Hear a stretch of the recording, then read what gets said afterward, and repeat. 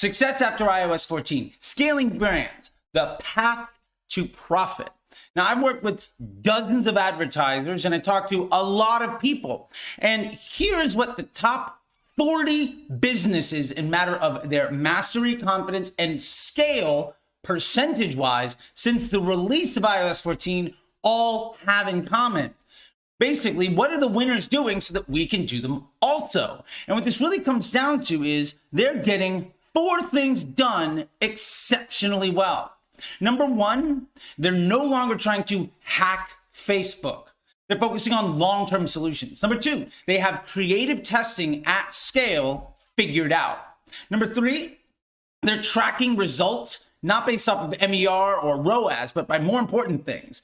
And ultimately, they have a system and a process that allows them to repeat success. The brands that are super successful in scaling after iOS 14 have stopped trying to hack Facebook.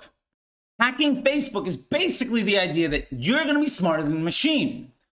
Spoiler alert, there's no fucking way you're ever going to be able to be smarter than Facebook.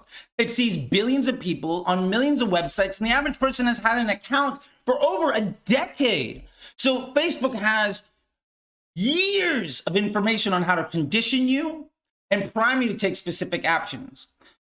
Ideas like these hacking Facebook might include ABO or interest groups or duplicating ad sets or relying heavily on cost caps and lookalikes or daily surfing of budgets. These waste your time and money in the long run. And that's really what we're trying to do, is build a business, not get lucky today. It's not that hacking Facebook doesn't work, because it absolutely can work, but not forever.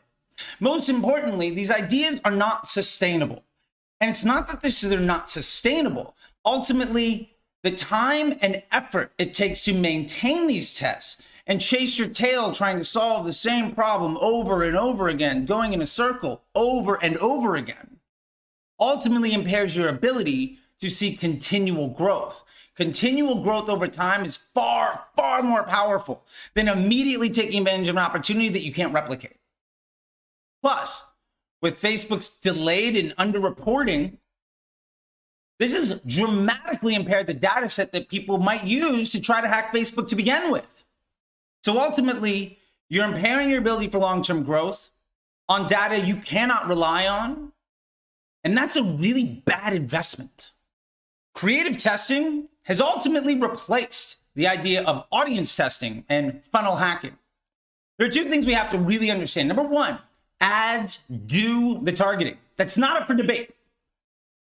Every piece of content gets seen. Facebook tries to show that content to other people that are likely to respond positively to it for Facebook and the advertiser's business objective. Organically, there's no advertiser, but the point is, ads know who's going to respond positively to it, so Facebook shows that ad to other people. Basically, every ad makes its own lookalike audience. Second thing, Facebook knows how to condition people and prime their behavior to take specific actions. So having a collection of messaging, a suite of choices, allows Facebook to improve the results for any advertiser. Ultimately, if you want better results, give Facebook better choices.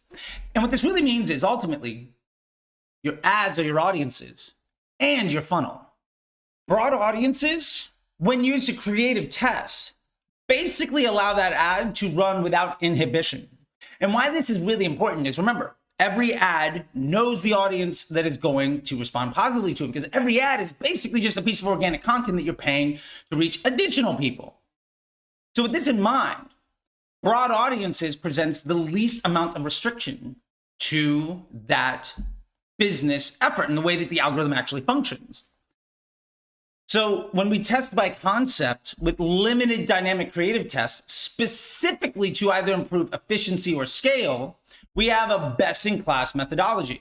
Post IDs that are made in this way and then validated in a control environment often last months or years. Most people get this wrong by trying to do test and scale. And ultimately, that's just not how you do it. So brands that are really successful after iOS 14 are not measuring on ROAS anymore. And let's be honest, MER is just a fancy term for ROAS. It's a single number that doesn't give you actionable insight. Any data that doesn't give you actionable insight is basically fucking useless. It doesn't matter any information in your business that doesn't help you make a better decision. What really matters is CPA and incremental lift.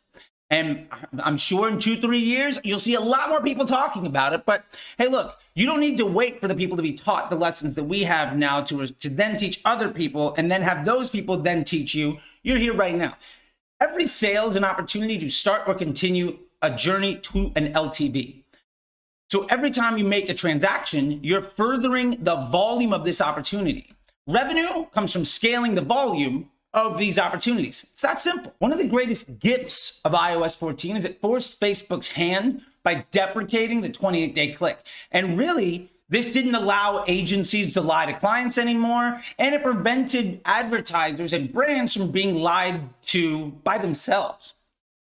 So what this really means is it forces people's hands to have to start focusing on incremental lift. When I spend more money here, what happens here? And that's the real trick to making businesses work, because ultimately a good business scales an ad account, not the other way around.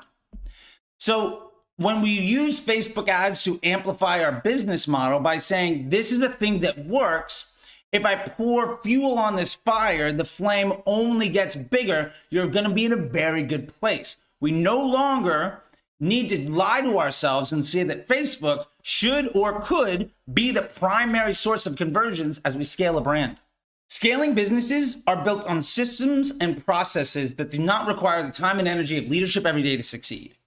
And that's a big thing. If your business needs you every single day, what you have is something you can never leave. You can't take vacations, you can't get sick, and honestly, that business lives and dies by your ability to function.